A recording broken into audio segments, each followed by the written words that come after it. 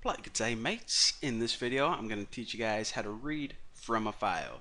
And actually, what I want to do first is, right now, we just have bacon is good.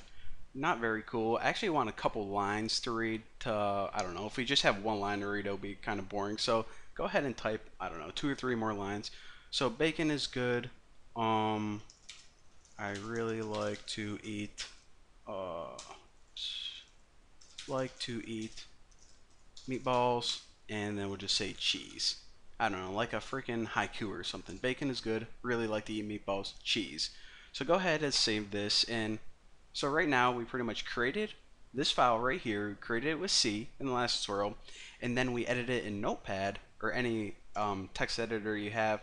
So now let's go ahead and read it in C. So the first thing, remember, whenever we're working with files, is just that file pointer. I'm going to name it F pointer again. Why not? So what we need to do is read this. First thing, F open. Again, just think of this function as pretty much the equivalent of opening up your Notepad program.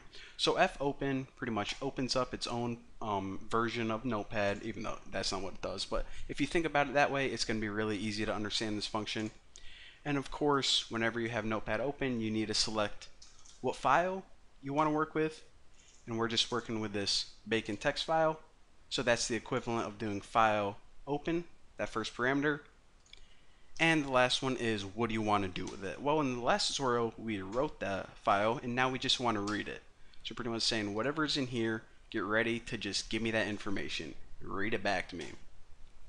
Now what I want to do is print it on the screen, and we actually need one other thing to just print it in this little command line thing, because right now, here, let me close this. F close, F pointer.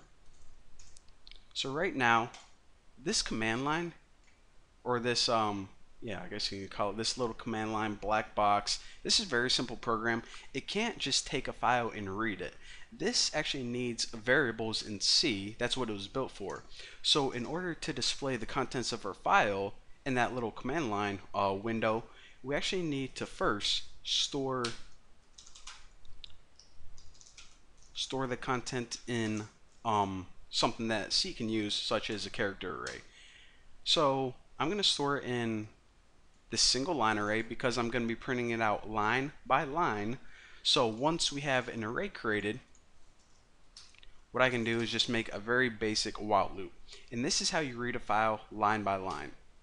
Now the first thing is we need to say run this loop pretty much from the beginning of the file to the end.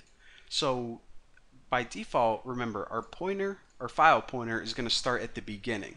So we're pretty much going to say loop until the end. How do we do that?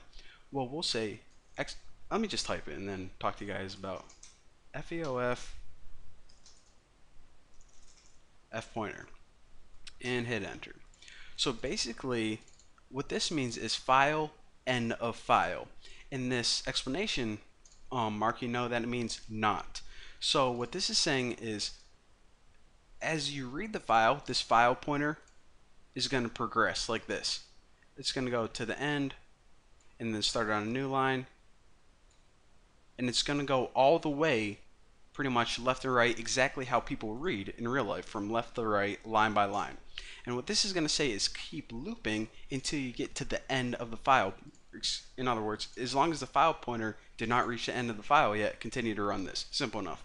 So now we can just go ahead and the first thing that we need to do is actually say, okay, fgets gets one line, just like it does in the command line. So fgets single line 150 F pointer. What this is going to do is it gets a line. Now before we just used gets to get it from the command line, but in this case it's going to get your file line by line. So instead of using standard input such as keyboard, it's going to use that file. So the first time it's going to be equal to this, the second time it's going to be equal to this, and the last time it's going to be equal to this, which is cheese. So that's what fgets does. And now we can just use regular puts because we're not putting it to a file, we're just putting it to the command line for the user to see. And of course, the information was stored in single line. So just print out whatever it is on a single line. And that's it. So let's run this and check it out. So what it's going to do is it's going to go through and get all of that crap line by line and then print it out on the screen. So bacon is good. I really like to eat meatballs and cheese. Now the only other thing I want to point out is this. You see how there is a space between every line? Well, the reason for that is because this. Remember, puts automatically adds content to a new line every time. So we understand why this stuff is on a new line, but why the space in between? Where is that extra new line coming from? Well, it's coming from here. In your text file, even though you can't see it, your computer programs see this at the end of every line, a new line character. And this is how your text editor knows to put each of this crap on a new line. However, let me redo that actually. Redo.